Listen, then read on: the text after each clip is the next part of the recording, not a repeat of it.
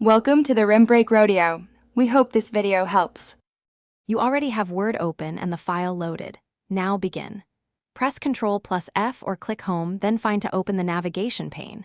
Type a keyword or phrase, use quotes for an exact match, and watch Word highlight hits. Once done, you can skim the small preview panes to jump to occurrences.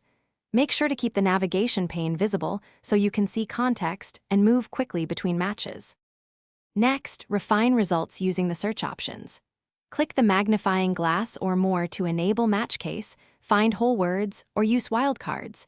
These change how Word interprets your input.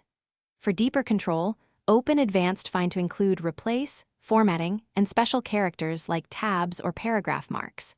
Once you select wildcards or boundary markers, Word will return fewer but more precise results. Make sure to preview replacements before applying them to avoid accidental edits.